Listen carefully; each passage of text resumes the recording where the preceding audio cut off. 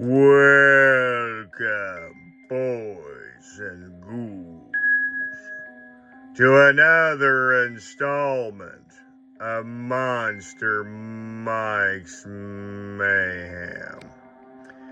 On today's special installment, I want to continue to talk about the late 1980s craze, none other than A Nightmare on Elm Street, Freddy Krueger weird merchandise. Back in the 1980s, you guys probably remember a little company with a rainbow, none other than LJN.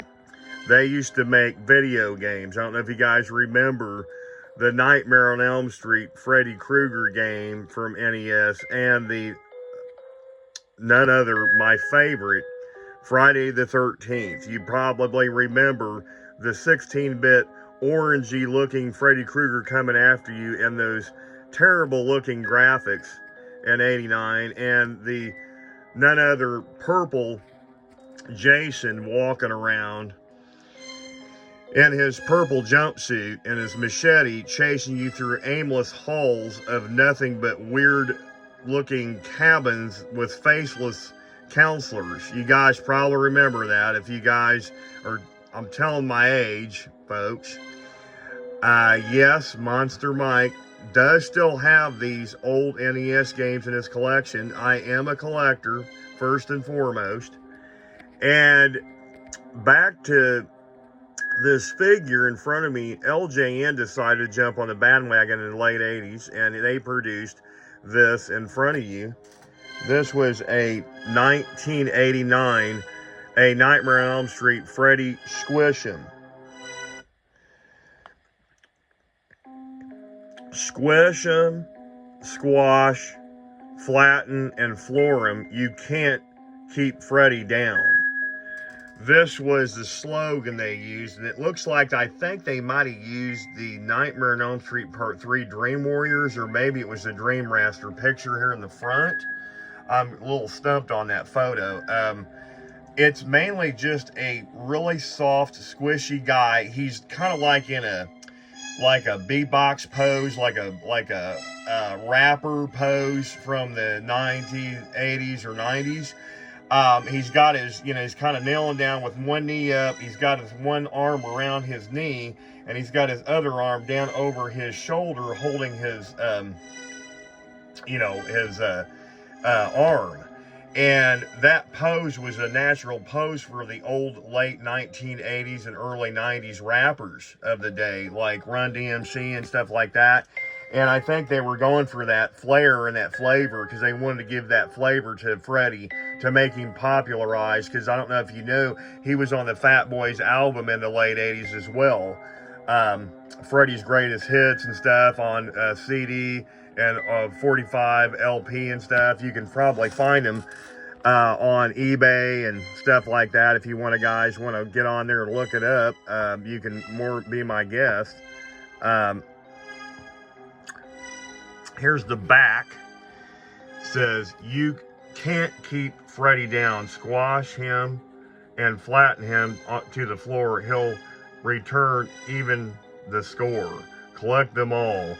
And here at the bottom, you've got a couple of figures that they came out with for LJN in 89. One was the squirt ball. It's the glare's kind of, sorry about that. It says Freddy and his victim squirt balls from 1989, and you can see it, the victim, it looks like Freddy's got this really cool wrinkly face, and he's got his hat, and it's it's burned, and then of course the victim's got like this screaming face with a slash mark on his face, obviously for that. It says fill him up and squirt him up to 18 feet. That's exactly what the slogan said on the Freddy head squirter from the company from Endotech back in 88 or 89 as well. Then you got this Freddy figure, PVC, bend him, twist him. He's a tough character from 1989, LJN. And then of course you got the Squishem that we just were looking at on the front of the card. I do own the PVC Freddy figure and the Squishem on the card. I do not got, as of yet, I do not have the Freddy and the Victim Squirt Balls on the card from LJN 89. I still need to get those. So I am going to be looking for them, and I will probably do a video on them in the near future, folks, so stay tuned. So, yeah, like I said, everybody and their brother wanted to get on the Freddy craze in the late 80s, early 90s, and that's what they did. Now, I don't know why Friday the 13th didn't take off like it did. There was very little merchandise for Friday the 13th, but Freddy really got his due in the late 80s for some reason. Don't know why, but he did, and everybody liked him.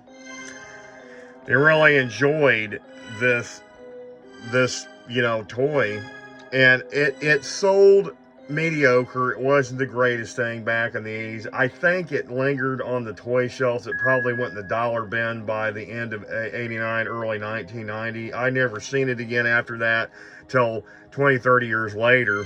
I was able to get this in a lot of action, like, you know, like, I think I got like the Freddy PVC figure and this for like 35 bucks from a lady that was selling it on eBay 16 years ago. But yeah, I'm always on that lookout for any Freddy or Friday the 13th merchandise from the 80s and 90s. I'm always a big sucker for that. So if you guys do out there in Monsterland, I am a big fan of these characters, and I've always got to have them in my collection. So these guys are really good to have. I've got him in my collection. He goes well with my Freddy Krueger merch. It looks just great with all the weird merch that I've collected over the last 25 years or better. So I've been collecting over 30 years, but some of this stuff has taken up to 25 years to get it all together and find it in thrift stores and garage sales and antique malls and eBay and Amazon and Facebook groups and stuff. But I'll tell you, this is pristine for what I've seen. These carded figures, they could be beat up and wrinkled and damaged. The bubble could be peeled away. It could be the figure could be dried out and cracked, because it's like a mad ball material, if you guys know what I'm talking about. It's that squishy foam, and they just painted the foam rubber, and you just squeeze it, and it's kind of like almost like a late 80s Freddy stress ball is what I can describe it for you guys out there in Monsterland. So it's like an old 80s stress ball is what it's like. So if you guys want an accurate description of this guy from 1989, so yeah, I just like these weird, obscure toys.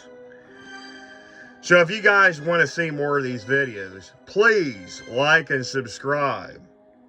And until next time, kiddies, stay tuned and get monster-fied.